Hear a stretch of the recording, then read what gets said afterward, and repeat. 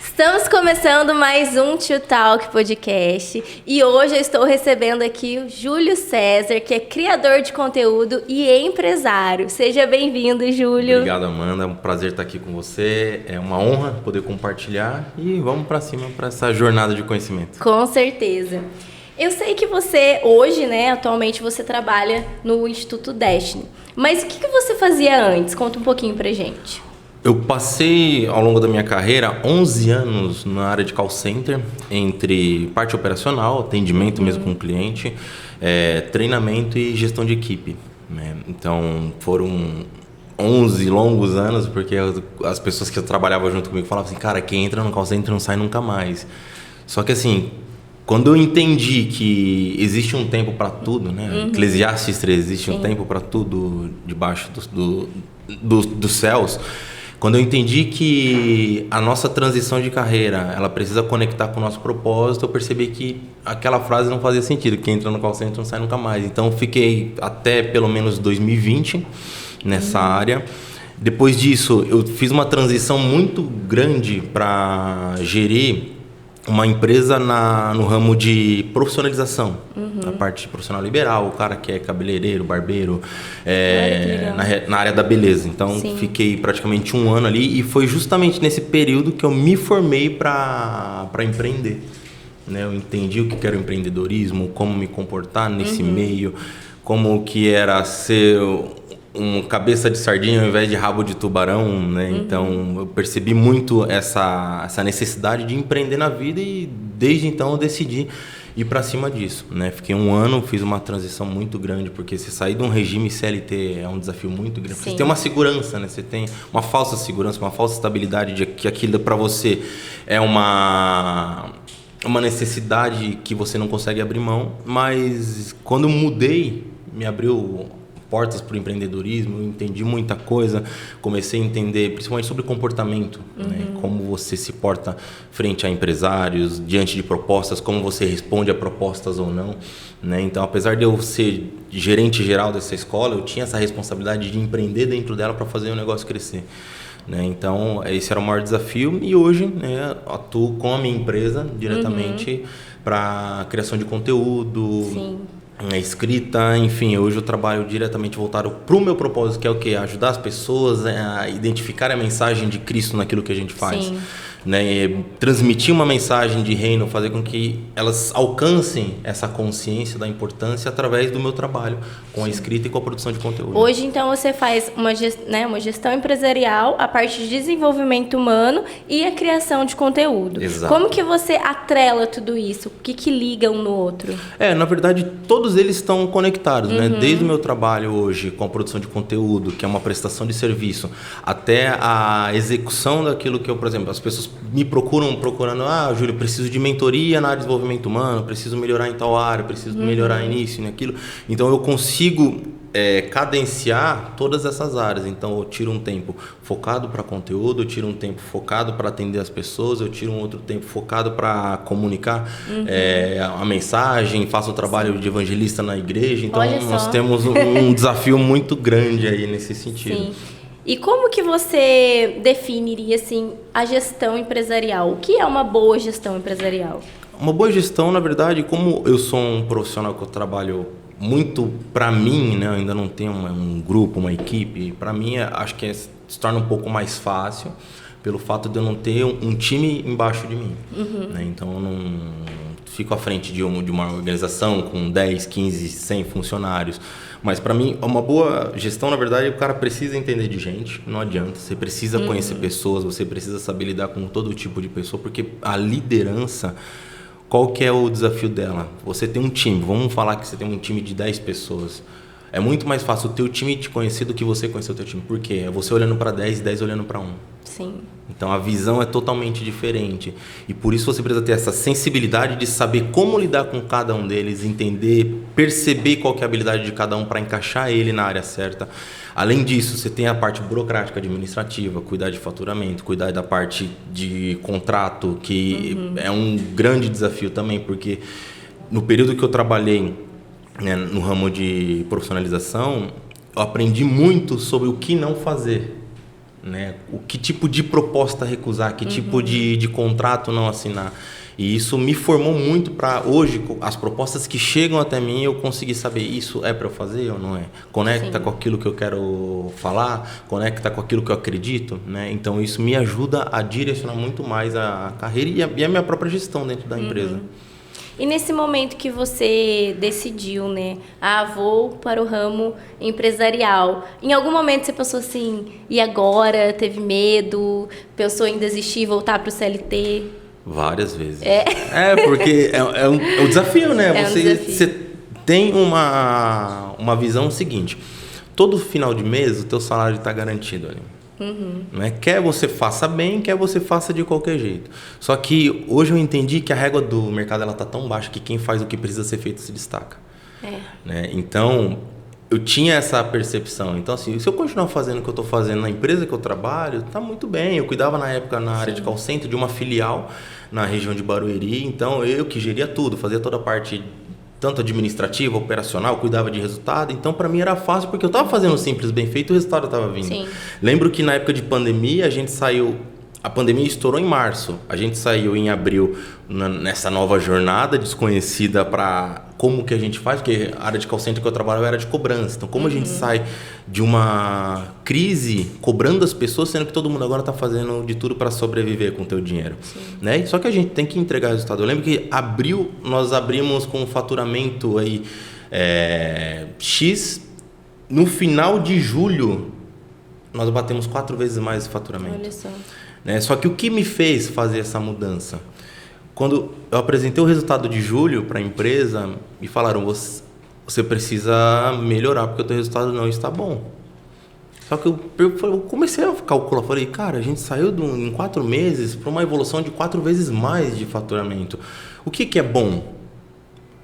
Quando for bom a gente fala. Aí eu entendi, falei, cara, é uma área que não vai ter aquele tipo de crescimento sólido, que eu consigo construir efetivamente uma carreira que vai me ajudar. Foi quando eu fiz essa transição para a área empresarial. Né? Assumi a gestão de uma empresa como gerente geral. Aí eu comecei a entender um pouco mais sobre o empreendedorismo. Só que assim, o sentimento de desistência vinha a toda hora. Né? E eu lembro que na época, a minha esposa ela falava assim... Eu falei, mulher, uma coisa de louco, tem uma sensibilidade, né, rapaziada? Vocês sabem, né? Tem uma sensibilidade e ela fala, cuidado, olha onde você está pisando, olha o que você está fazendo. E eu, não, é tudo nosso, agora vamos pro empreendedorismo. Ela, cuidado. E foi dito e feito, em coisa de 6 meses o jogo virou e eu saí de uma forma muito ruim dessa empresa que eu trabalhei. Né? Então, a todo momento esse sentimento veio. Daí eu fiquei pensando, fiquei 2 meses num período muito ruim, né? Não digo depressão, mas um período muito triste. Assim, falei, cara, o que eu vou fazer da minha vida agora? Porque aonde eu coloco força, aonde eu entro, por exemplo, vou entrar num projeto agora, eu vou entrar de cabeça, eu vou entrar com força, eu vou apostar todas as minhas fichas. Foi o que eu fiz, eu apostei muito alto, só que quanto maior a tua expectativa, maior é o teu nível de frustração quando dá errado. Então foi o que aconteceu. Aí eu me frustrei, eu falei, e agora, o que eu vou fazer?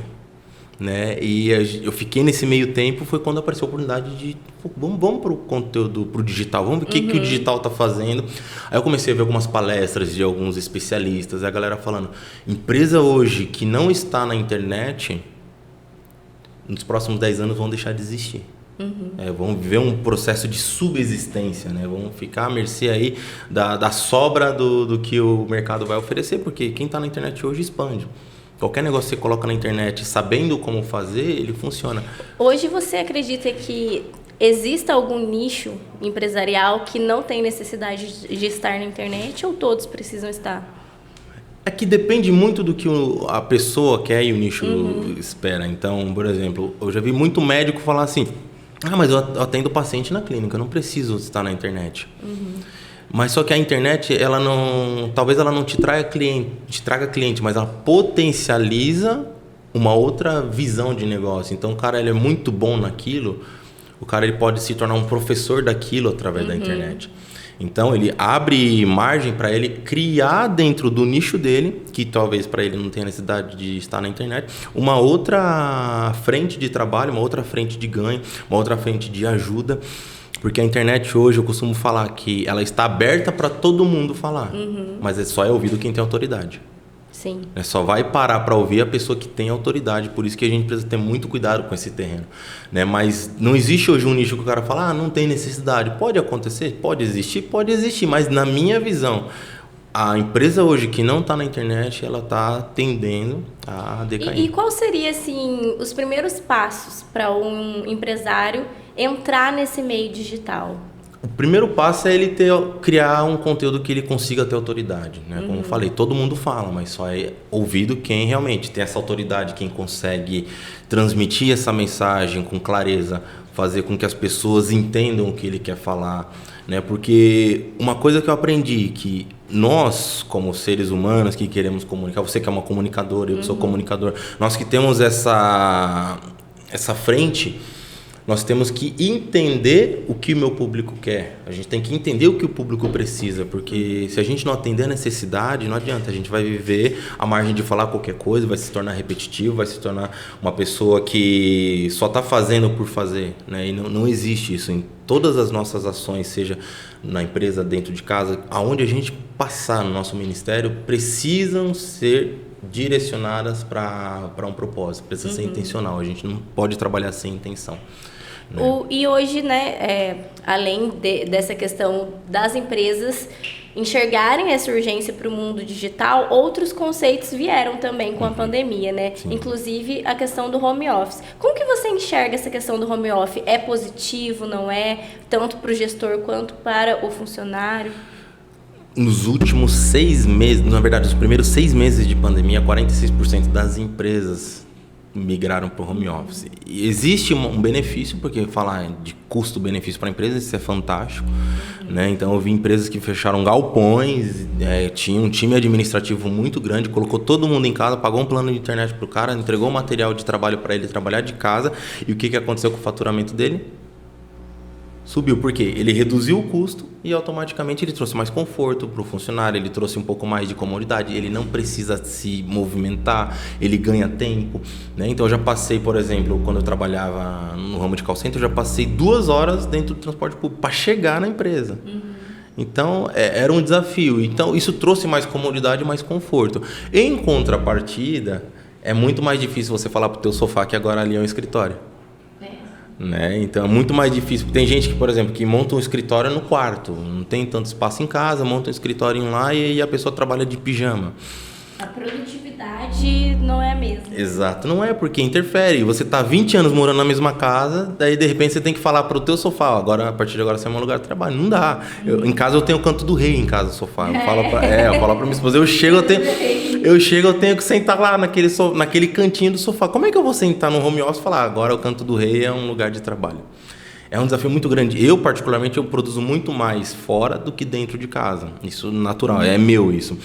Mas é um desafio também para o empresário isso, porque quando você migra um time todo, você não sabe o comportamento que você espera. Então a gente vê na internet muita coisa, a gente abrindo sala de reunião de regata. Então a primeira coisa que precisou mudar nas pessoas para que elas começassem a ser mais produtivas no home office com essa nova tendência é o fato da produtividade dela está ligada à mentalidade. Então o cara precisa mudar a cabeça dele primeiro para ele saber, a partir de agora toda a minha produtividade vai ser feita aqui dentro de casa. Então assim, qual é a conta que faz, né? A gente no desenvolvimento humano a gente faz muito isso, perdas e ganhos. Então o que eu perco, o que eu ganho no home office? Então eu vou perder o quê? Vou perder talvez um conforto de casa, mas eu vou ganhar velocidade. Eu vou perder talvez um pouco mais de concentração, mas eu vou ganhar a questão de não ter que me deslocar para almoçar. Então tudo isso interfere no home office. Mas é uma tendência que hoje muitas empresas não vão voltar mais. A gente está partindo já para um pós-pandemia daqui a pouco. Acredito que até o ano que vem a gente já não tenha mais esse problema. A pandemia está se tornando, na verdade, o coronavírus uma doença endêmica. A gente vai viver com ela agora. A gente não vai se livrar, vai ter que se imunizar sempre. Mas é uma tendência que as empresas que migraram e deram certo, hoje eu tenho certeza que não voltam mais para o escritório. Sim, tá? E uma coisa também que, indo mais para o lado do desenvolvimento, né? Você acha que atrapalha esse desenvolvimento da pessoa, o desenvolvimento profissional dela, ela estando em casa, no sentido assim de plano de carreira, ela buscar mais esse desenvolvimento, sei lá, de repente estudar, fazer uma pós-graduação, alguma coisa para melhorar, de repente subir de cargo, deixa ela mais estagnada? Deixa, porque um dos primeiros passos para você poder ter um destaque na empresa é o relacionamento. Porque assim, muita empresa contrata hoje o funcionário pelo bom currículo e demite porque o cara não sabe se comportar. Sim. Né? E quando você não se relaciona, aquela tal frase, né, quem não é visto não é lembrado, começa a fazer sentido. Sim. Então você precisa desse relacionamento, você precisa dessa proximidade. Hoje, muitas empresas, principalmente as grandes, elas conseguiram criar um sistema um pouco mais orgânico desse relacionamento, de interação com os colaboradores mesmo no home office. Mas o que impede, talvez, ele de ter um crescimento como funcionário é justamente isso. Ele não está se relacionando, então ele não está mostrando, talvez, aquilo que ele poderia fazer a mais, entendeu? Então, assim, o home office trouxe uma tendência o quê? Eu preciso fazer o meu, eu vou fazer o meu. Mas talvez, se puder fazer um pouquinho mais, o que você faria de diferente na tua casa? É muito mais difícil do que você estar num ambiente, entendeu? Então, talvez isso interfira na decisão, no poder de decisão de muitas empresas, muitos gestores que querem crescer algum funcionário, né? Então, eu já passei por empresas. A primeira empresa que eu trabalhei em 2009, quando eu entrei no call center, eu entrei como operador na época. Em um ano eu já fui promovido para a área de qualidade. Então, com 18 anos eu já era monitor. Com 20 anos eu já era treinador. Então, fazia toda a parte estrutural de treinamento da empresa. Isso com 20 anos de idade. Mas eu penso, será que se eu tivesse na minha casa, um call center sentado com headset, eu teria essa oportunidade? Entendeu? Então, é uma avaliação que precisa ser feita também. E você acredita que o fato das pessoas estarem hoje trabalhando em casa influencia elas irem para o empreendedorismo? Ou realmente ela, não, eu vou ficar aqui, tá tudo bem, tá tudo certo? Eu acho que tem uma influência, mas acho que não determina. Né? Qual que é a diferença de influência e não determinar? Então, por exemplo, você pode viver numa comunidade carente a vida inteira, mas você não pode ser um traficante. Então, a comunidade, ela influencia, mas não determina o que caminho você vai seguir. Então, assim, qual que é a diferença? O cara, ir para o empreendedorismo ou não? Quem está em casa, vamos falar da maior massa que a gente tem, a operacional. O cara que trabalha em casa, home office, o que o cara quer? Só quer o salário dele no final do mês. O cara só quer um emprego. Então, se o cara sabe que ele só tem um emprego, que ele já tem o emprego dele garantido, que ele só precisa cumprir a carga horária dele lá das 8 às 6 da tarde em casa e ele não precisa fazer mais nada, talvez o cara nem pense mais em empreender. Só que assim, quem pensa fora da caixa, aí é outra história. Eu lembro que em 2017, foi quando eu casei, eu saí da empresa para ir para um outro desafio. E aí a minha esposa, 3 meses depois, saiu também. Aí ela ficou em casa, ela falou assim, eu vou ficar em casa, vou curtir um pouquinho, quase 7 anos trabalhando direto, sem parar e tal, e a gente, beleza. E de repente ela sentiu a necessidade, ela falou assim, eu preciso fazer alguma coisa, mas eu não quero voltar para o que eu fazia. Né? A gente se conheceu na empresa, a gente namorou, noivou, casou, trabalhando na mesma sala, loucura. Né? E na época eu supervisionava 40 mulheres, né? Meu Deus! Então era um desafio muito grande. Mas me saí bem. Me saí bem, né, Eduardo? Ela tá até fingindo que não tá me ouvindo agora. Mas eu me saí bem. E ela falou assim, eu preciso fazer alguma coisa, mas eu não quero voltar para a área. O que ela fez? Eu sei que... Como é que você sabe fazer de bom? Eu sei fazer doce. Que doce? Eu vou fazer um brigadeiro aqui com cacau. Aí, beleza. Ela começou a fazer os docinhos dela, começou a vender ali no condomínio e tudo mais. E daí eu entrei para uma outra empresa, do call center de novo. E o ramo de call center você vende muito, né? A Avon, a mulherada vende muito essas coisas, bijuterias e tal. E ela falou assim... leva lá pra tua equipe, vê se vende. Eu lembro que teve um dia que eu levei 111 brigadeiros. Olha. Em menos de 1 hora eu tinha vendido todos. Olha só. Entendeu? Então, chegou um mês que ela fez mais do que o dobro do salário que ela recebia quando ela trabalhava registrada numa empresa. Olha só. Então, assim, existe essa percepção. Cara, então você está em casa, você pode migrar para o empreendedorismo? Você pode.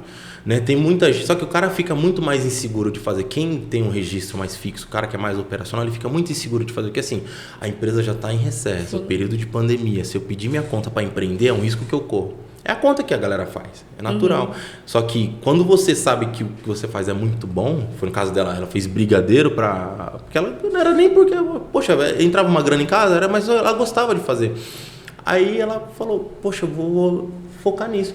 E perpetuou aí por uns 2 anos, mais ou menos. Só. Aí foi quando eu fui transferido de filial, fui para Barueri, e aí ela desistiu da empreitada, entendeu? Mas só que assim, é uma tendência, porque a influência é muito grande, mas não determina. O que determina é aquilo que você sente como necessidade, se aquilo é importante para você, se vai fazer a diferença na tua vida ou não, e quem você quer atingir com isso. Então é uma escolha que a pessoa precisa pensar muito. Com certeza. E voltando nessa questão da pandemia, né, que nós estamos acabando, Graças em nome de a Jesus, a gente viu muitas pessoas com crises, né, de ansiedade, depressão. Onde entra o papel do desenvolvimento humano nisso? Cara, o papel do desenvolvimento humano é mostrar que a pessoa é além de que uma ansiedade. Ela é além do que uma depressão, ela tem condição, né? Eu tenho um cuidado muito grande quando eu falo sobre desenvolvimento humano, porque muita gente entra na linha teológica, porque, poxa, a soberania de Deus o Deus vai fazer tudo independente do que a gente escolha.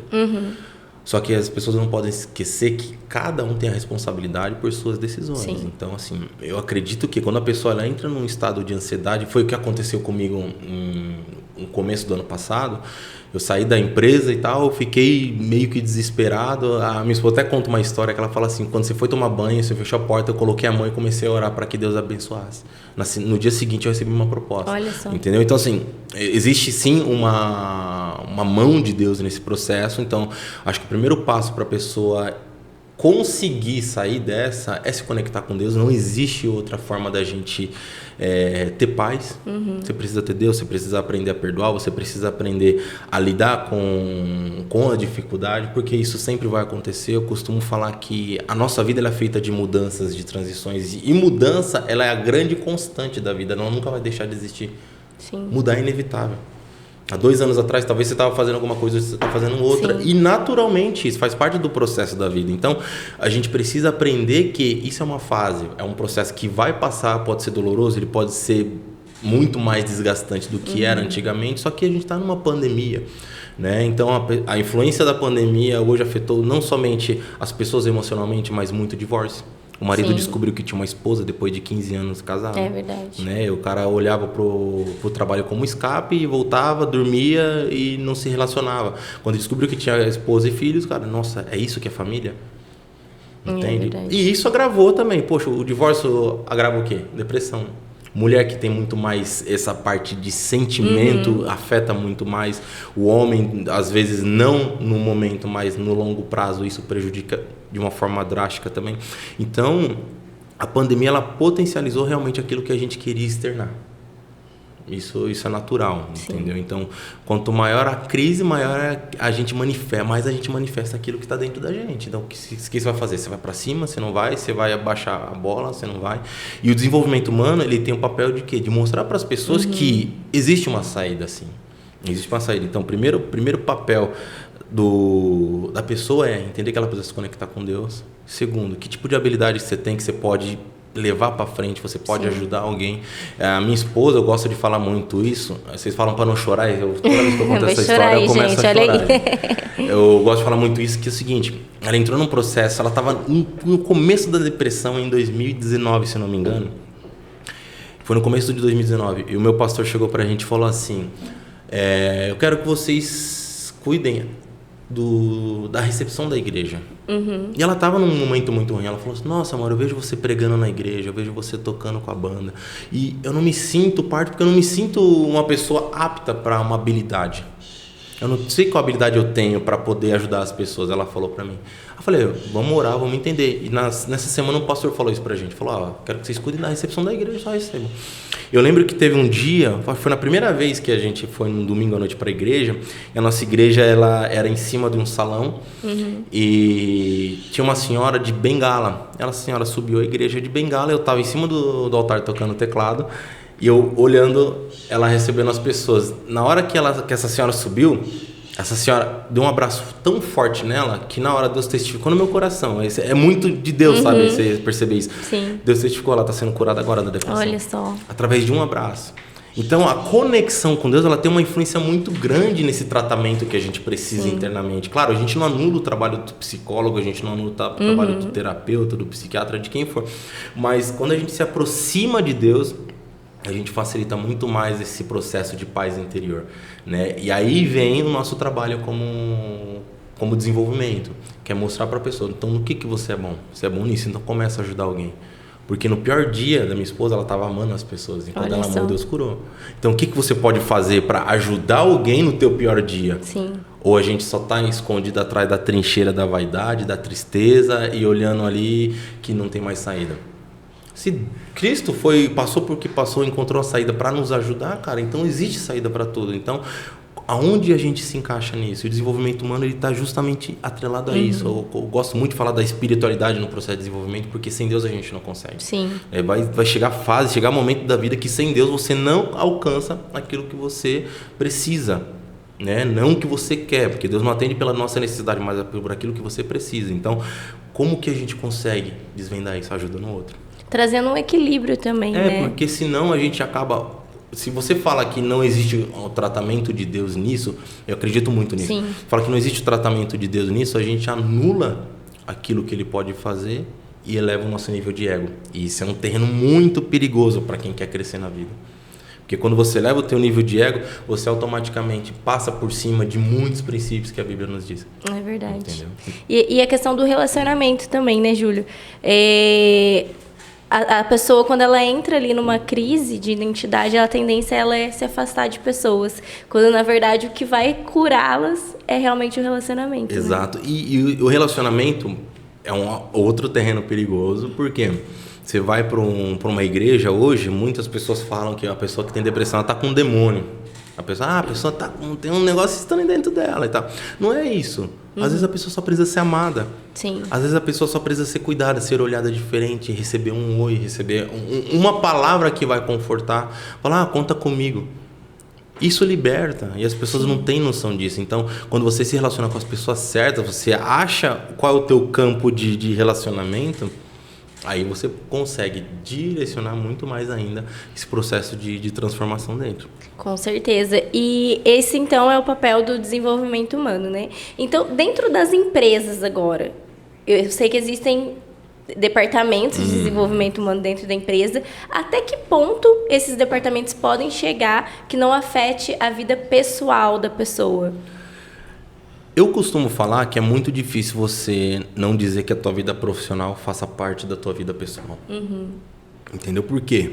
O que é carreira? O que é uma vida profissional? É uma pessoa que passa pelo menos de 8 a 12 horas por dia dentro de uma empresa, fazendo um trabalho, prestando algum tipo de serviço. E ela passa, às vezes, muito mais tempo dentro da empresa do que dentro de casa. Então, a pessoa desassociar a vida pessoal do trabalho é um desafio muito grande. O que hoje talvez facilitaria esse caminho é ela conseguir conciliar a vida pessoal com o trabalho. Tornar a vida pessoal dela a vida de trabalho. Fazer com que ela consiga administrar essa carreira e também a vida pessoal dela dentro dessa carreira. Porque é com a carreira que a gente realiza muitos sonhos. Sim. Não tem como você falar, poxa, as pessoas tratam hoje o emprego, o trabalho, como algo muito superficial e não é. Entende? Por quê? Não tem como você falar que você quer realizar o sonho da comprar, quero comprar minha casa, quero comprar meu carro, quero fazer minha viagem dos sonhos, quero fazer isso, quero ajudar minha mãe, quero fazer qualquer coisa que você queira construir se você não tiver dinheiro. E você só consegue fazendo isso trabalhando. Seja prestando serviço, sendo empregado de alguém ou sendo dono do teu próprio negócio. Então, o processo até onde o desenvolvimento humano vai nessa ligação sem interferir na vida pessoal é mostrar pro cara que esse processo faz parte da vida pessoal dele. Ele precisa construir o sonho dele com base naquilo que ele faz hoje profissionalmente. Porque senão ele vai ficar perdido, o cara vai vir um personagem. Né? E a nossa vida ela é feita de personagens. Né? Aonde a gente vai, se você sair daqui, se for na padaria, você vai fazer personagem de cliente. Quando você sai da padaria, você é personagem de pedestre. Quando você entra no teu trabalho, você é personagem de profissional. Quando você vai para casa, é personagem de marido, de esposa, de filho. Qual que é o personagem que você mais se adapta, que vai te dar um Oscar de melhor atriz ou melhor ator? Entende? E como a gente vai linkar esse tipo de personagem com a essência que a gente tem, a identidade única que a gente tem em Cristo. Né? Então, o trabalho do desenvolvimento hoje é fazer com que as pessoas tenham a percepção que a vida profissional dela precisa estar conectada com a pessoal, sim, porque elas precisam atrelar. Por quê? O cara que não está empreendendo hoje, mas tem o sonho de empreender, quando ele entrega 100% dele no trabalho, 110% dele, é questão de tempo para ele empreender e aquilo virar um padrão de vida. Entende? Porque se o cara não entende isso, ele vai viver mais uma vez à mercê de um trabalho. Eu já vi gente trocando de emprego por conta de R$50. Olha só. Então, assim, na área que eu trabalhava, isso era muito comum. Né? Porque as pessoas não entendem que o trabalho ele é importante, mas ele só paga, o trabalho não só paga a conta, ele realiza sonho. Ele realiza acaba levando objetivo. o trabalho como realmente o salário, né? E não com o desenvolvimento de um propósito. Muita gente procura emprego, estar empregado, a carteira assinada, mas ninguém quer trabalho. O que é o trabalho? É o cara que põe a mão na massa, que faz, que precisa se colocar à disposição. Eu estava atendendo uma pessoa na semana passada e ela falando, Júlio, eu preciso melhorar um processo na minha empresa e tudo mais. E as pessoas não me entendem. Eu falei, cara, como que é? Qual é o comportamento do teu melhor funcionário? Ela, a pessoa que se destaca na tua empresa. Ela falou assim, Júlio, a pessoa que se destaca na minha empresa, ela tem muito foco, ela é determinada e ela chega no horário. Falei, você contratou para ela para qual função? Para a função X, ok. Só que toda pessoa que você contrata para a função X, ela não precisa ter foco, determinação e chegar no horário? Sim. Eu falei, por que ela se destaca? Verdade. Porque a régua está baixa. Então, a pessoa que faz o que precisa ser feito, ela vai se destacar naturalmente. Então, se cada um hoje, no mercado de trabalho, nessa loucura que a gente está vivendo hoje, no meio de uma pandemia, fizesse o que precisa ser feito, os resultados econômicos, financeiros de cada família, econômico do Brasil também influenciaria, as pessoas estariam num outro patamar. Com certeza. Tanto em carreira quanto financeira. Como você vê, assim, que hoje a gente, né, percebe que muitas pessoas começam projetos e desistem. Qual que você acha que seja o fator principal dessas desistências? A desistência, assim como o tempo, é uma desculpa de quem não tem prioridade. É a pessoa que não tem prioridade de vida. Então, se vou falar para você assim, Amanda, é o seguinte, você precisa de R$50 mil em 3 dias para você salvar a vida do teu pai, da tua mãe, de algum ente querido seu, que precisa passar por uma cirurgia e se ela não passar por essa cirurgia, essa pessoa morre. Você arruma ou não arruma? Arruma. De alguma forma você faz. Com certeza. Entende? Então, não é questão que a pessoa ela desistiu. Ela não priorizou aquilo. As pessoas, geralmente, elas não... Como eu posso dizer? Elas não deixam de atingir um objetivo. Elas desistiram no meio do caminho. Não teve clareza, entende? Então, assim, quando você vai elaborar um projeto, seja um projeto de vida, seja um projeto para a tua carreira, um projeto para o teu filho, né? Porque os pais hoje têm uma responsabilidade muito grande na criação dos filhos, principalmente no tempo de hoje, desse mundo de inúmeras ideologias que a gente tem criado, é criar justamente essa clareza. Então, o que eu quero para a minha família? O que eu quero para o meu trabalho? Se eu quero chegar até aqui, quais são os passos que eu preciso seguir? O problema é que as pessoas olham para os passos e falam, é muito difícil. É muito difícil. Não, vou mudar. Tem gente que não termina de lavar a louça dentro de casa. É verdade. Esse é padrão de desistência, entendeu? Não termina de concluir uma resenha que estava escrevendo. Por quê? É um padrão que as pessoas têm que não conseguem concluir. Isso se torna tão comum que a pessoa, amanhã eu faço, deixa para depois. Vai procrastinando. E joga para frente, deixa para lá, não quero fazer e tudo mais. E isso acaba afetando a vida em si, porque é um padrão que a pessoa tem. Entende? Então, assim, quando você coloca na cabeça que você tem uma prioridade para a tua vida, isso muda. Você amassa qualquer resultado, você vai para cima de qualquer dificuldade, porque é isso que vai influenciar. Eu lembro que quando eu gosto de falar que a nossa vida ela é feita de muitos marcos, né? Então, se eu perguntar para você hoje, você lembra o que você estava fazendo no dia 11 de setembro de 2001? Nossa. Você lembra? Não? Mas você lembra do que aconteceu? Sim. Que foi as Torres Gêmeas. Sim. Marcou a tua vida, porque foi uma data. Agora, se eu perguntar para você o que aconteceu no dia 12 na Itália, por exemplo, você lembra? Não, por quê? Não é importante. Então, a nossa vida é feita de marcos. Eu lembro que quando foi no dia 9 de abril de 2005, eu cheguei em casa e minha mãe falou assim, teu pai acabou de ser preso. Olha só. A minha mãe falou para mim. Aí eu falei, caraca, e agora? Eu tinha 12 anos de idade. Eu falei, o que eu vou fazer da minha vida a partir de agora? Porque eu olhei meu irmão com 13, minha irmã com 9, minha mãe com desempregada. Aí eu falei, eu tenho opção de desistir? Não. Não dá. Quando você olha para o redor, você faz a leitura da situação que você está, desistir não é mais opção. Então você tem que fazer alguma coisa para mudar a tua vida. Então o que eu fiz? Eu falei, mãe, o que a gente precisa fazer? Precisa mudar para mais perto, vamos mudar para mais perto. Tal. A gente passou por muita coisa ao longo desse tempo. E daí, minha mãe trabalhando, ganhando R$150 por mês para sustentar em casa e tudo mais. E eu fui visitar meu pai, aprendi a fazer uns artesanatos que ele fazia lá e tal. Comecei a vender, eu falei, cara, aqui é uma oportunidade que a gente tem. Sim. Eu andava 10, 20 quilômetros por dia, voltava com 5, 10 reais na mão para ajudar a colocar comida dentro de casa. Então, assim, é um processo que é necessário a gente passar, porque se a gente não consegue superar a dificuldade que está na nossa frente, a gente morre.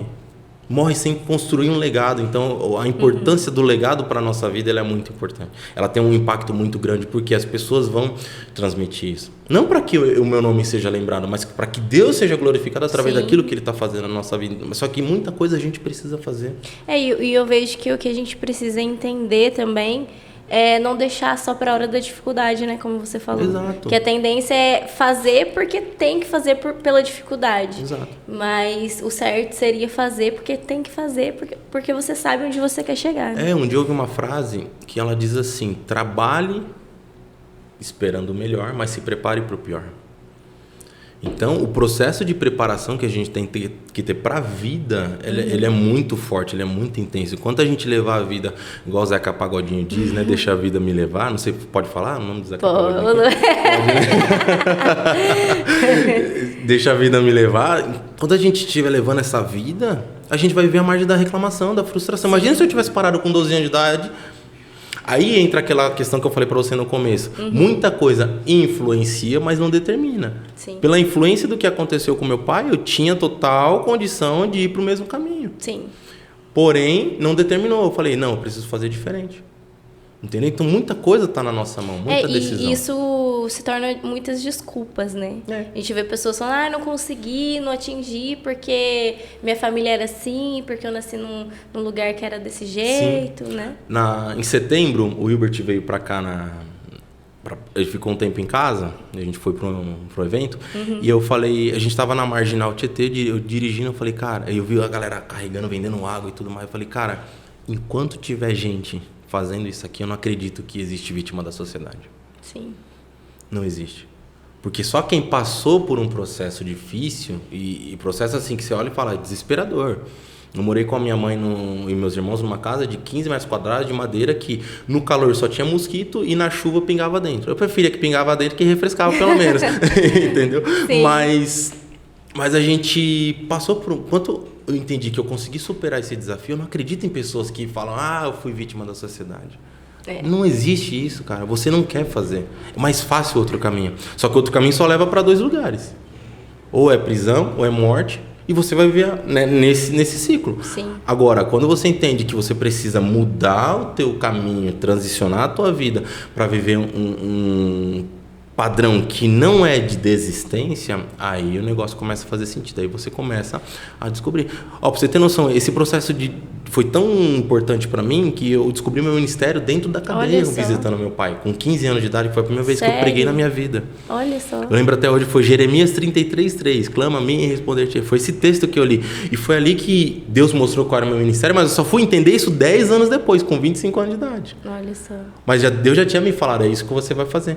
Entende? Então, assim, os processos que a gente passa, eles são fundamentais para a gente crescer, amadurecer, ajudar o outro, Sim. mostrar que existe sim uma saída. E a gente não vai conseguir se a gente não estiver conectado com Deus e se a gente continuar desistindo daquilo que a gente precisa fazer. Com certeza. E no começo a gente falou um pouquinho, né, sobre essa questão de Deus, né, da espiritualidade na nossa vida. Como que a gente consegue refletir isso numa conduta empresarial? Hoje, a gente traz para o empreendedorismo algo que está muito forte hoje na nossa cabeça, a questão de princípios. Né? Então, aonde Deus está no negócio? No cumprimento de princípios que você precisa fazer para você prosperar o teu negócio. Né? Então, que princípios esses? O princípio da verdade, princípio da honra, aquilo que você consegue ajudar as pessoas sem querer nada em troca, da generosidade, sabe? Poxa, entrou uma pessoa na tua equipe, o cara é muito cru, você sabe que o cara tem potencial, então seja generoso, gasta tempo com ele, ensina ele. Não para ele te dar nada em troca, mas para ele crescer. Porque vai existir uma parcela sua nesse crescimento. Sim. Quando existe essa parcela, aí a gente entra no fazer mais do que foi pedido. Sim. Porque quando você faz isso, automaticamente você começa a ser visto. E as pessoas começam a falar, cara, ó, ali tem uma habilidade no Júlio, tem uma habilidade na Amanda. Eles são treinadores, eles ajudam as pessoas, eles formam gente. Então, esse é o maior desafio hoje da gente entender que princípios, eles precisam ser cumpridos por empreendedorismo funcionar. E algo que é muito importante a gente entender também é saber que até que ponto a gente vai sozinho, até que ponto Deus é o sócio. Olha só. Porque para mim, negócio não existe prosperidade se Deus não for meu sócio.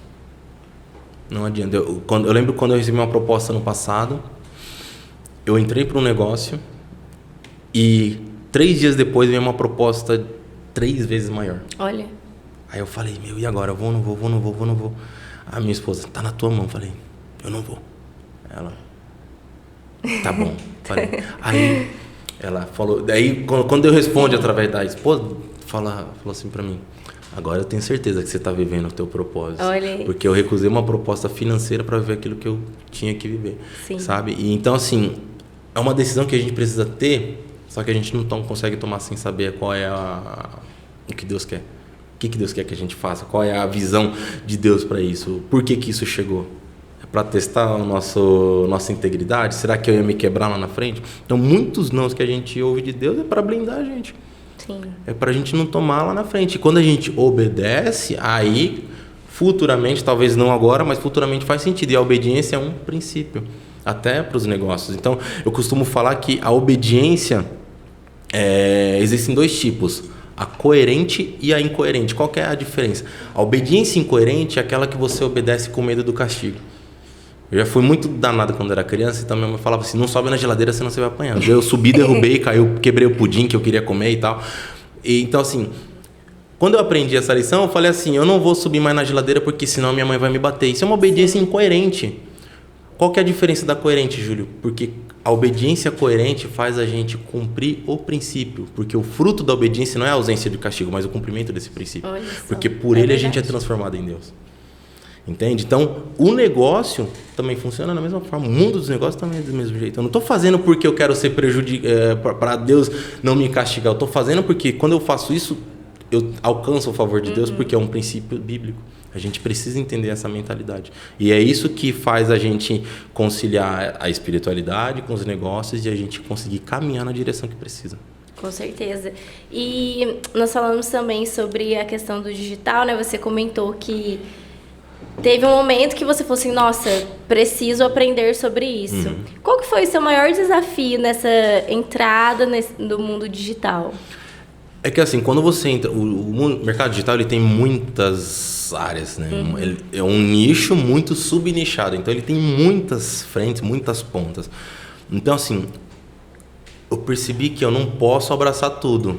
Mas eu precisava me especializar naquilo que eu tinha muita habilidade. Então, que tipo de habilidade eu tinha? De escrita. Então, eu preciso me especializar na escrita. A partir dali, eu começo a transicionar toda a minha aprendizagem, modelar as pessoas para aquilo que eu domino. Porque não adianta você querer fazer aquilo que você não domina. Eu já vi muita gente se quebrar no marketing digital porque o cara era estrategista, o cara era copy, ele era designer, ele era videomaker, ele fazia tudo, no fim não conseguia entregar nada. Aí no final o resultado era ruim. A culpa é de quem? A culpa é do cliente que não quis. Não, a culpa é sua. Entende? Então, assim, o maior desafio é você entender o que você domina. Porque você entendeu a tua área, esse é meu campo, aqui eu estou confortável. Então, eu vou me especializar nisso, porque aí, daí em diante, eu avanço. É possível o cara dominar todas as áreas? É possível, mas isso leva tempo. Sim. É um processo que hoje você vê os maiores players do marketing digital, a galera que ensina um monte de fórmula, 6 em 7, não sei o quê. Você vê o cara tá desde 2014, quando a internet não tinha estourado do jeito que é hoje, estudando. Então é um processo muito mais de construção do que, eu acho que dá certo, eu vou fazer. Não é simplesmente, chegar ali e postar algo, né? Não. É por isso que eu falei no começo. A intencionalidade ela é fundamental para o digital, porque se o cara não é intencional naquilo que ele faz, o que acontece? Ele se perde, ele se prejudica, ele traz para ele a frustração, daí ele põe a culpa na internet. A internet não é para mim, não. Eu vou abrir aqui meu carrinho de mandioca, vou vender na rua e vai dar esse resultado. Sim. Claro, o cara vai ter resultado. Vai, não tem como. Ele fazer alguma coisa e não ter resultado, mas não vai ter a expressividade que talvez ele esperava. Então, quando você entra para essa área, você precisa entender naquilo que você é bom. O que você domina? Qual que é a tua maior habilidade que você sabe que vai alcançar muito mais gente? Porque senão você gasta energia onde você não devia. Sim. Quando você tem esforço concentrado numa habilidade, você potencializa a habilidade. Quando você dispersa esse esforço, você gasta um pouquinho aqui, um pouquinho ali, você até tem resultado, mas não é aquilo que você esperava. Aí vem a frustração. Sim. Entendeu? E quando você entra, né, nessa parte digital, você conhece seu nicho, beleza. Mas como transmitir a mensagem de uma maneira eficaz? Assim, nossa, as pessoas vão entender o que eu tô falando. Hoje, pro que a gente faz no marketing digital, isso geral, tá? Todo mundo, quem trabalha com isso, ele precisa dar um passo atrás. Sabe por quê? Porque o cara que domina essa linguagem, é muito fácil para ele. Hoje, se eu pego uma postagem de qualquer pessoa que domina essa área, eu olho, eu consigo fazer a leitura. Mas se eu pretendo alcançar outras pessoas para conhecerem aquilo que eu faço, eu preciso dar um passo atrás e falar, eu preciso falar a língua dela. É entender realmente a necessidade, o que essa pessoa ela pode perceber em mim que eu vou ser útil para ela. É encontrar sim essa utilidade, sabe? As pessoas têm uma discriminação e falam, não espero nada de ninguém. Cara, você precisa esperar das pessoas. Mas você não esperar aquilo que você pode contribuir, elas terem a tua atenção. Eu preciso da atenção das pessoas para eu falar na internet. Isso é necessidade hoje do ramo digital. Não tem como você fugir dessa audiência. Mas você precisa ter isso muito claro, porque eu vou escrever qualquer coisa, eu vou postar qualquer vídeo, eu preciso ser intencional para falar qual é o público que eu quero atingir com essa mensagem. Então, eu quero atingir o público da classe A e B, então eu vou usar uma linguagem um pouco mais formal. Eu quero atingir o público da classe C e D, então eu preciso adaptar a linguagem, usar uns termos mais simples, escrever algo um pouco mais claro. Entende? Porque as pessoas não têm essa facilidade. O que a gente, quando está na área, é muito fácil, né? A gente entra num piloto automático, tá bom, sobe. Não é assim. Entende? A gente precisa mapear muito mesmo esse público, criar, a gente usa um termo muito falado hoje, que é a persona. Sim. Então, qual que é a persona ideal para o teu produto? Quem é o cara que, no final, vai parar para te dar atenção? O cara que pagaria hoje para ter um curso teu, o cara que pagaria hoje para ter uma mentoria sua, quem que é essa pessoa? Então, isso precisa estar muito bem desenhado, porque quando você encontra isso, aí facilita a linguagem. Aí você consegue o piloto automático entrar de novo, mas só que assim, um pouco mais claro e facilita o acesso. Ô, Júlio, e como que a gente consegue, assim, ter um feedback do conteúdo que a gente está colocando? Porque assim, as pessoas têm a tendência de ver por número de seguidores, curtida, mas eu acredito que seja muito mais... É muito mais além profundo, disso, exato, né? Exato. Hoje, qual é o feedback que nós temos? Quando existe um compartilhamento do conhecimento. Então, por exemplo, a tua mensagem está tão clara que as pessoas elas estão... Ouve isso aqui, você não pode ficar sem isso. Você precisa disso. Sim. Quando as pessoas... Um dos feedbacks que a gente tem é o compartilhamento. Então, como você consegue alcançar as pessoas através da mensagem? Através do compartilhamento. As pessoas vão mandar lá no Instagram, por exemplo, tem um aviãozinho, você consegue ver quantas... Júlia, as pessoas não estão... Mas vamos entender o que o algoritmo está dizendo. Qual é a qualidade da imagem? Isso influencia. Qual é a qualidade da legenda? O áudio, a trilha sonora num vídeo, por exemplo. Tudo isso tem uma influência. Então, às vezes, o alcance ele diminui pelo fato de talvez faltar alguma coisinha a mais no processo. Mas assim, isso é natural, tá? Hoje, por exemplo, nessa semana o Instagram teve uma atualização. Sim. O que aconteceu? Engajamento de geral. Bum! Caiu. De todo mundo. Aí o pessoal, o que está acontecendo e tal? Daí eu fui ver o que a galera tava falando. Não, gente, é normal quando o Instagram passa por atualização. Colocou um botãozinho a mais lá e tal. Ele vai diminuir o engajamento até esquentar de novo. Acho que faz uns 2, 3 semanas tem um botão de curtir stories. Então ele vai entregar um pouquinho menos até ele se adaptar. Só que o que faz a pessoa ter um feedback muito mais positivo é a constância. Sim. Então, às vezes, você ficou uma semana, você passou um mês sem ter resultado. A pessoa, nossa, o que eu faço? Tem academia, o cara tá postando e o vídeo não está sendo compartilhado e tal. Calma, continua fazendo, uma hora vai virar. Entende? Continua fazendo, continua postando, porque a galera precisa ver, as pessoas precisam ver a cara. Sim. Hoje a humanização na rede social também ela tem uma influência muito grande. Né? Você trazer filho, você trazer marido, esposa, você trazer o que você está fazendo de manhã no café da manhã ali, isso traz muito mais proximidade. As pessoas hoje, eu aprendi que na internet elas estão muito mais preocupadas com saber o que você está fazendo na tua vida do que você tem para ensinar. Por isso o sucesso do Big Brother, né? Exatamente. Hoje Então as pessoas estão muito mais preocupadas com o que você faz da tua vida, querem muito mais cuidar daquilo que você faz do que o que você tem a ensinar. Porque uma audiência hoje que faria uma proximidade para comprar um curso, por exemplo, do Júlio, é mínima. É mínima, entendeu? E é gritante essa diferença, assim, a gente vê personalidades que bombam no Instagram, mas postando coisas assim que não agrega em nada na vida do outro. Ou, por outro lado, pessoas que estão colocando conteúdo top e não tem audiência. Exato. A gente tava vendo esses dias, daí eu olhei. Luva de Pedreiro Eu vi alcança 7 milhões de seguidores em 30 dias. Eu falei, mano, o que esse Luva de Pedreiro faz? Eu sou fissurado por futebol. Aí eu vi ele chutando a bola e eu falei, mano, é a curva da bola, velho, não é possível. É a curva da bola que faz ele ser uma sensação assim. Só que assim, é o que a galera tá procurando. Sim. Hoje, a internet, por que ela se tornou um negócio?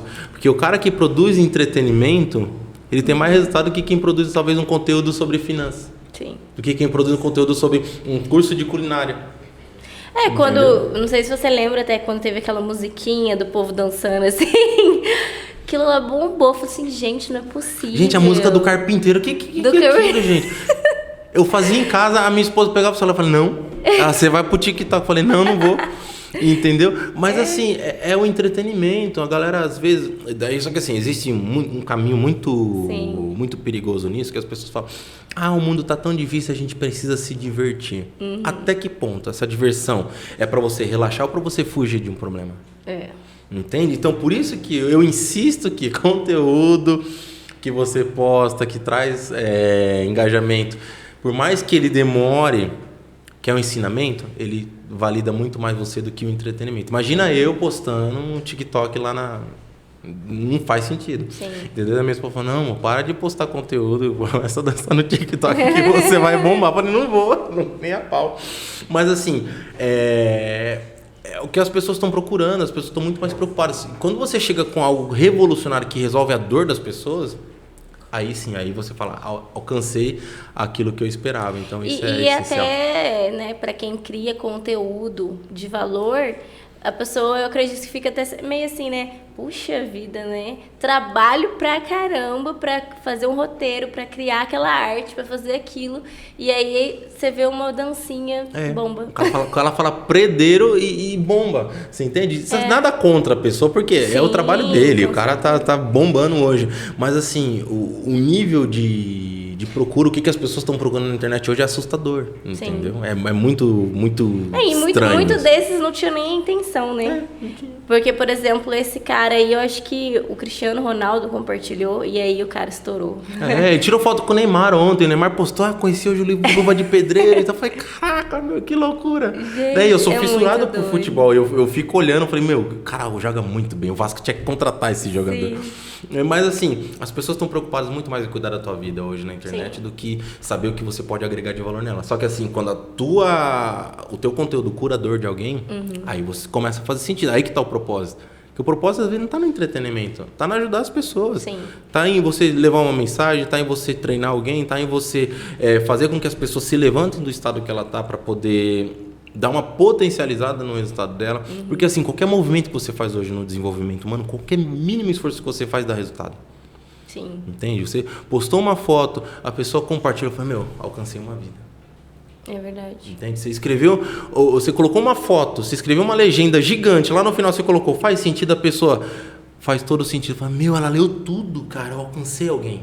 Sim. É isso que responde. E pra mim, hoje, é um feedback que eu tenho. Entende? Porque a pessoa chegou até o final de uma legenda, ela leu aquele post, ela entendeu. De alguma forma aquilo vai refletir na vida dela. Ela vai guardar E é aquilo. difícil a gente querer também ficar tentando ficar preso na questão de métrica, algoritmo, e tem que fazer assim, assim, assim, porque às vezes você faz uma publicação baseada em tudo isso e não tem tanto alcance. E uma coisa que você postou, tipo, um solzinho na legenda, bombou. Bombou, então. É porque a gente tem que saber que a internet, eu costumo falar que o algoritmo ele tem humor. A internet nem sempre tá de bom humor com o produtor de conteúdo. É então, verdade. às vezes você posta... Você costuma postar lá 6 horas da tarde um Reels. Você postou 6 e 7 da tarde, já era, não entrega mais. Tá de mau humor. Às vezes você posta 6 e 15 e bomba. Então, depende muito. A gente não pode se prender nisso, porque senão a gente começa a se frustrar. Caramba, 3 semanas já e não engaja, 3 semanas já e não acontece nada. Mas continua, porque alguém está sendo alcançado. Alguém está sendo ali para você uma ponte. Você coloca, a pessoa transmite, outra pessoa recebe. Então, é isso que vai fazer esse orgânico da internet funcionar um pouco mais de consistência. É a constância, às vezes, não é o número. A gente olha lá, poxa, o cara tem 100 mil seguidores. E o cara atingiu lá 40 mil curtidas. É um excelente número. Mas o cara tem 100 mil seguidores, atingiu 1000 curtidas. Atingiu 1000 pessoas. Sim. Não tem o que é 1000 pessoas? É muita gente. Sim. Então, você não pode se prender ao algoritmo e continuar produzindo, porque senão você entra num processo de frustração muito grande. Com certeza. Fica entendeu? olhando só views, né? E esquece que o que vai importar realmente é o conteúdo, é o propósito. Né? Você quer alcançar a pessoa para você ser visualizado ou você quer alcançar a pessoa para transformar a vida de alguém? É essa conta que a gente tem que fazer. Sim. Você teve 5 mil visualizações, alcançou 3 pessoas, você teve 100 visualizações, alcançou 10, qual foi o melhor resultado? Entende? Então e hoje também eu vejo que está sendo muito discutida a questão do orgânico e do tráfego pago. Né? Algumas pessoas têm se posicionado na internet falando que realmente o orgânico ele tem trago mais resultados. Como que você enxerga isso? O orgânico ele traz um público muito mais aquecido. O que é o público aquecido? A galera que vai interagir com você, a galera que vai te acompanhar. Então, hoje na internet, no digital, a gente costuma falar de funil, né? O que é o funil?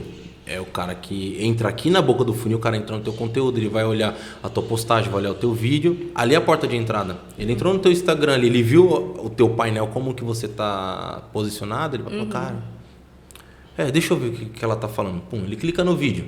Tô com a mania do pum, né? Agora, vocês perceberam? ele clica no vídeo, aí, tem conteúdo de valor. Vou seguir. Ele começa a seguir. Aí, no dia seguinte, você vê que esse seguidor já acompanha o teu stories. Então, o orgânico, ele traz essa interação. O tráfego pago, nem tanto. Ele vai trazer um público, mas um público mais frio. O cara que olha, seguiu aqui, uma semana depois, não, tem muita gente seguindo. Eu tô seguindo muita gente. O cara vai e tira. Porque quando você não faz um mapeamento certo, por isso que o trabalho do gestor de tráfego hoje no digital, ele é essencial, porque o cara precisa trazer essa clareza em quem ele quer atingir. Quando você não consegue trazer isso, traz muita gente fria, uma galera que não vai interagir e tudo mais, e só vai gastar dinheiro, a gente chama de lead, né? Vai queimar lead e vai gastar dinheiro sem necessidade nenhuma. E é isso que as pessoas não entendem, né? De tipo, ficar seguindo um monte de gente para ter seguidores de volta, ou participar de sorteios, né? O seguir muita gente dava resultado há 3 anos atrás. Faz 3 anos que isso não funciona mais. Entendeu? E o sorteio hoje na internet é um dos piores catalisadores de problema do teu Instagram. Eu tava atendendo um cara que ele me falou, Júlio, eu tenho 3 mil seguidores, eu tenho 2 curtidas, uma é minha e outra é da minha esposa. Nossa. Eu falei, tá, o que você fez no teu Instagram?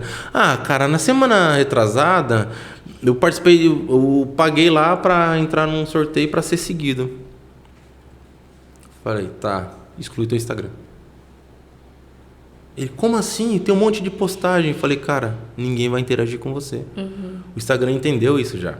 Entendeu? É uma forma do cara assim ganhar seguidor, mas o cara não ganha. Eu falei, monta outra conta, começa a movimentar de uma forma diferente, coloca muito mais o teu rosto lá, você só posta banner, faz alguma coisa diferente.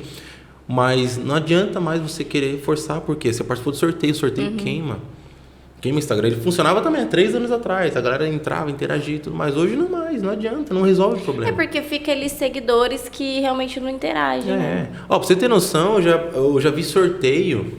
Aí eu lembro que quando foi bem quando eu comecei no Instagram também. Aí eu falei, mano, eu vou participar desse sorteio. Valia uma Porsche. Falei, mano. Aí eu falei, mas marquei umas 300 pessoas.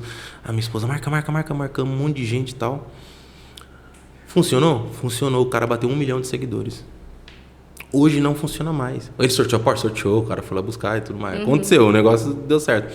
Mas hoje não adianta mais. Entende? Porque isso só queima mais ainda a conta. Às vezes, pra você ter noção, o algoritmo ele funciona de uma forma tão rígida que às vezes você queima a conta, exclui o Instagram, você abre outra conta com um nome parecido, ele também começa a entregar menos, entendeu? Mas então você acha que vale a pena nesse sentido? Por exemplo, eu tenho 6 mil seguidores e não tendo interação, eu excluir aquela conta e fazer outra? Se você queimou a conta, sim. Se não tem necessidade. É aquilo, é a constância, entendeu? Porque assim, hoje uma pessoa que tem 6 mil seguidores, ela tem uma conta queimada quando ela tem 3 curtidas. Ela tem 4 curtidas. Daí vai ver é a família dela que tá curtindo. Porque ela mandou no direct. Se ela tiver, por exemplo, 60... Não, tá dentro, entendeu? Porque 60 hoje é 1% do teu público. Deixa eu fazer a conta de novo. É que eu sou de humanas, peraí. 60 é 1% do público. No digital, um resultado bom assim, 1 é o mínimo aceitável. Um resultado bom, por exemplo, uma venda é 2,5. Então tá dentro, entende? Daí você posta um vídeo que bomba, tem 200 curtidas, 150 curtidas, tá dentro daquilo que a margem espera, entendeu? Então não é algo isso gritante. Influencia também no alcance dos stories? Por exemplo, aconteceu igual, teve uma época que eu usei há muito tempo atrás daqueles de ver quem entrou no seu Instagram. E eu senti que acabou com a minha conta, entendeu? Hoje, por exemplo, tem alcance, mas eu acho que não é o que eu esperava. Hoje eu acho que a única rede que dedura é o LinkedIn, né? O LinkedIn dedura, né? Fulano visitou teu perfil. Acho que o Instagram... O Facebook eu descobri uma... O Orkut era assim. O Orkut era assim. O Facebook eu descobri uma manobra dele, que é o seguinte, quando você vê lá muita gente que você não conhece, pessoas que talvez você conheça, é porque ela te stalkeou. Eu não sabia disso. Eu descobri quem contou foi a minha esposa. Falou, amor, tem alguém olhando a tua conta ali. Ela falou, quem é fulano, né?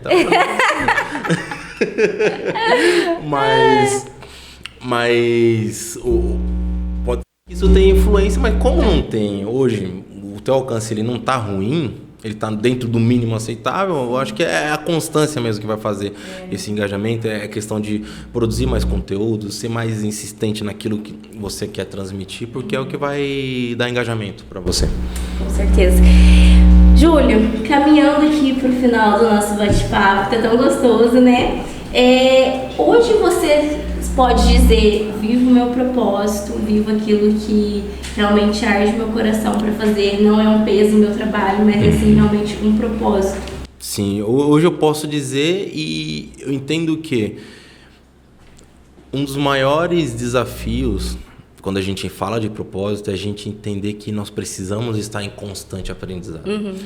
Não adianta a gente falar, eu vivo o meu propósito, eu só vou fazer isso.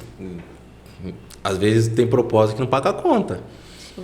Você precisa encontrar esse equilíbrio, precisa entender que quanto mais gente você ajuda, mais você alcança o favor de Deus. Isso é natural, né? Então, para mim é gratificante hoje falar, cara, o que eu escrevo para as pessoas alcança. Um vídeo que eu postei faz sentido. Uma frase, um stories que eu coloquei, a pessoa colocou lá, amém.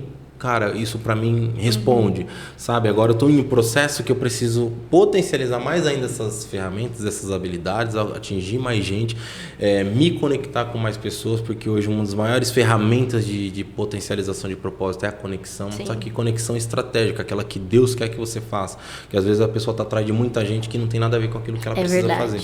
Uma coisa é você achar que você tem que fazer aquilo, outra coisa é Deus falar, você tem que fazer. Né? Então, quando você se conecta com as pessoas certas, você alcança essa clareza e aí faz você decolar dentro da tua vida, dentro da tua família. Eu falo e insisto, não existe separação, para mim, tá? Na minha visão, não existe separação de vida pessoal, profissional, ministerial, é uma vida só. Sim. E existem algumas áreas que a gente precisa dar mais atenção, sim, mas todas elas estão interligadas, porque se eu não estou bem no meu casamento, eu não vou bem no meu trabalho. É verdade. Se eu não estou bem no meu ministério, eu não vou bem no meu trabalho, na minha família. Então, existe essa sinergia, essa conexão. Não adianta a gente anular uma área e falar a outra. Eu tô em paz, mas eu tô mal com minha mãe. Não tem como. Ou você tá bem ou você tá mal. E tudo isso faz parte de cumprimento de princípio que a gente precisa e obedecer à voz de Deus. Com certeza. Júlio, muito obrigado por esse bate-papo, pelo seu tempo aqui. Tenho certeza que muitos que estão nos assistindo aprenderam demais, assim como eu. Né? Que você possa voltar outras vezes para a gente falar outros assuntos. Muito obrigada. Por nada, eu que agradeço a oportunidade, essa equipe maravilhosa. É top mesmo. Sou suspeito falar, meus amigos, e que Deus abençoe mais ainda esse projeto e vamos avançar. Conta comigo. Com certeza, tá amém. Valeu. É isso aí, gente. Esse foi mais um episódio. Não esqueça de se inscrever no canal, compartilhar com alguém e até o próximo.